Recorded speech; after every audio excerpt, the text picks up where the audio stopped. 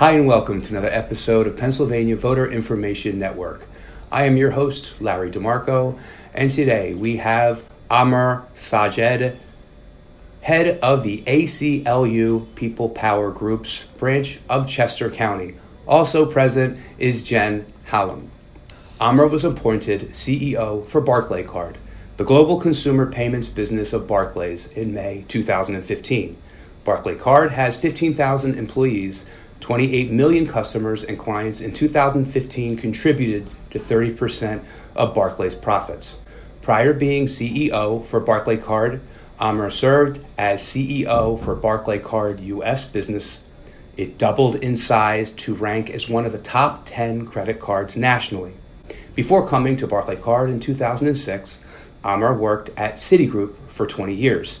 He holds an MBA from New York University and a BA from Vassar College and is a chartered financial analyst. He retired from Barclays in July 2017 after 32 years working in financial services. After retirement, he continues as a non-executive chairman of the board for Barclays Bank of Delaware and is a board member of the ACLU PA and the Greater Brandywine YMCA. Amer, thank you for being a guest. Thank you for having me here. Thank you. And Jen, also, thank you for being with us today. Good to be here. Amer, in July of 2017, you retired from your position in Barclaycard. Tell us about your rise to the top. Let me back off a little bit. I came to this country in 1978. I came to go to school. I came with a one-way plane ticket and $900 in cash. And so for me, over the years, the last 40 years that I've been here, I have been helped in my journey. I've been helped along with so many people. This is not to say that it was ever easy, but what I want to say is that it was the effort of a village, so to speak, to have something happen. And so I'm hugely bullish about the U.S. I'm hugely grateful to the U.S. for providing me the opportunities that it has. And that's why the current political climate makes me want to sort of do something. Tell us about your first job when you first got here. Well, I remember my first job was cleaning toilets at McDonald's. So let's be clear, it didn't last very long, but I did learn a lot from it. I learned that getting up at 2 in the morning or 3 in the morning to go clean toilets does require a lot of effort. But more than that, what I learned was that it's not what you do, it's how you do that's important. And that each job, brings with it a self of satisfaction and fulfillment. So let's set the stage here. Over a few decades, you're in the United States. Tell us about your interest in politics. Before 2000, let me be specific. Yes. Before November 2016. Yeah. Pretty much zero. My interest in politics was basically limited to what I believed was fulfilling my civic obligation, which was going out and voting once every 4 years. That was it. I stayed away from it.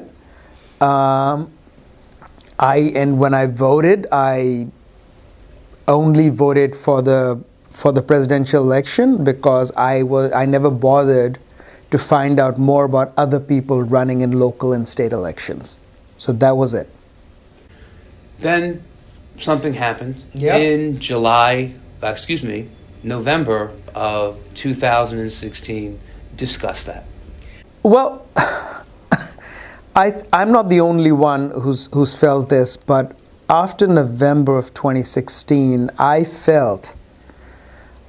strongly felt that the leadership of this country was bringing us into a climate that I did not want to raise my kids in. I did not want my children and my grandchildren to have to go through and listen to the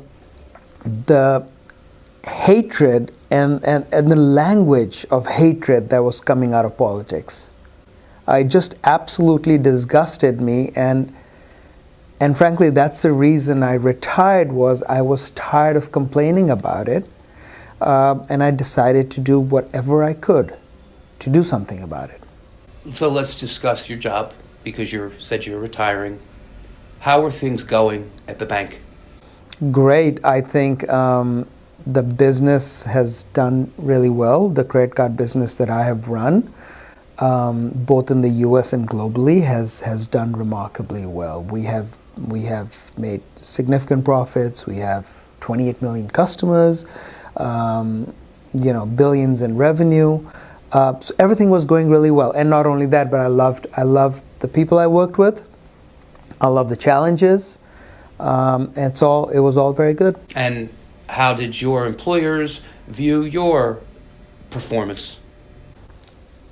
They seem to have been okay with it. Oh, you're modest. Okay. So you were called their ace, correct? Yes. So let's be specific and be clear about this. You weren't running for something, running away from something. Things were good. You were successful at your position when you retired. And in the top, you were a CEO. That is correct. That is correct. You said hatred. What specifically about the administration was bothering you? I think it was frankly, it was the language coming out of our president when he generalizes across, or banning all Muslims, or building this massive, beautiful wall that he calls it, or any of the other, minority groups. That is what really bothered me. I call myself a first-generation Muslim immigrant to this country. I'm Muslim. I'm obviously not white. To me, I felt that all of this was under attack, and so I really felt that I needed to step up and do something. Amer, after you retired, what action did you take? First of all, I started to learn a lot more about our local politics, about the local issues facing different minority groups. I joined the ACLU People Power Group, and I started a group based out of Devon in Chester County. I have been to other meetings and rallies and marches over the last several months as well. ACLU, People Power Groups. Is that the same as the ACLU? That's a great question. Larry, ACLU is the founding organization, and they are known obviously for protecting our civil liberties, and they have done so for the last 90 plus years. Most of us are familiar with that name, have heard of the ACLU. And just if you can, for our viewers, what does the ACLU do? The American Civil Liberties Union, what it effectively does is it protects, its whole charter is based on protection of the Constitution and protection of our civil liberties. And they do that through multiple number of ways, including litigation. The ACLU People Power Group is a group that ACLU formed, and the purpose of this is to reach out and sort of leverage all of us around the world, around the country, who want to get involved in grassroots organizations, and providing a forum and providing an ability and providing all of us a context around which to do our activism. And Jen, you're also a member of this too, right? Yes. You guys do this together. Well, we do. We're part of two separate groups. Amer, as he said, is in Devon, and I run a group in Upper Darby. And we have come together as sort of a coalition of people power groups to do some work most recently. Amer, you are working full-time as a CEO of a global bank, but you retired to give more time to a grassroots organization. Is that right? That is correct, and I love it. I absolutely love it. And it is the president his administration and his rhetoric that motivated you to do this? Absolutely. No regrets. No regrets whatsoever. Does this ACLU People Power Group work with other groups as well? Yes. Well, let's put it this way. The people who are in the ACLU People Power Groups are also members of a whole bunch of other organizations, whether it's Indivisible, Move On, Way Forward. Jen has a whole bunch of others that she's part of as well. So we all work together. These are people who are generally like-minded people who have progressive agendas and who are there to support our civil liberties. Are there too many advocacy groups that have overlap and are all working on the same cause at the same time and duplicating effort? I think that I never want to say that there are too many activist groups, and Amer, if you feel differently, certainly chime in.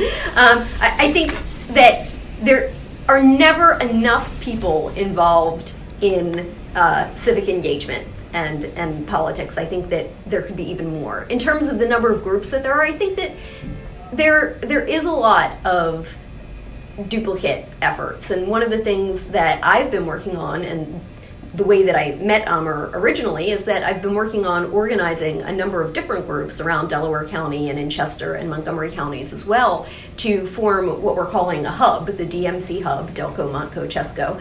And the purpose of the DMC hub is to act as a network that brings all of our different groups together, allows us to communicate more efficiently and effectively, and allows us to really take the most advantage of the people power that we have by working together, so that we're not planning events on the same days, so that if we have certain campaigns that we're interested in putting forward, we can come together on them and put more effort towards those. So that's something that I think is really important, is going to help us to make the most of all of the people who have really been activated and activized this past year. Amer? Slightly different perspective. I think there are too many groups, but the reason there are too many groups is because the level of activism has risen exponentially. So I think it's a natural phenomena. I mean, when the level of activism goes up so much, we're going to create so many groups. I think there will be a time where, and either through the hub or other activities like that, where we will have to figure out and rationalize the groups, because we are the same number of people and we're being pulled in multiple different directions. And I would add to that I think one of the reasons that all of these different groups have cropped up, particularly since the 2016 election, is that a bunch of people became active that weren't active before, and were seeking places and like-minded individuals. I know that I originally had gone out to, I live in Upper Darby, but I went out to Havertown to connect with the HCAN group, because they were the group that I knew existed. And then later I found that there actually was an Upper Darby group that was forming. And so I became involved in both of those and liked the people in both of them so much that I couldn't bear to give up one for the other. And so now I'm in both. But I think that one of the things that's happening is that people are also recognizing that getting involved on the local level is really important. That local is just as important as state. It's just as important as national politics and being civically engaged on that level. And so that becomes a situation where if you want to work local, you need to work in your locality. And so a lot of these groups are forming to build community in a very narrow sort of constricted space, and that is our neighborhoods and our local communities. And I think that's one of the reasons that we're seeing all of these different groups, and hopefully we'll be able, as Amer said, to, as we sort of figure out our priorities and the best ways to communicate, to streamline those when it comes to the bigger efforts outside of the local efforts. Yeah, at a typical level right now, each activist probably belongs to 3 to 5 groups, right? And so while that sort of ignites the passion and keeps it awake and keeps it alive, I think at some point in time you just get stretched too thin, and then you'll need to figure out how to focus on. Now you are the head of the ACLU People Power Group of Chester County, but you are a member of others as well. That is correct. Gotcha. So if you can stay with us, I'd like to take a short break and then hear more about Jen's group. Great. We have been here with Amer Sajed, and I am your host, Larry DeMarco. Please stay with us. We'd like to take a short break, and then we will be talking to Jen Hallam. Thanks for joining us. We are signing off. Bye for now.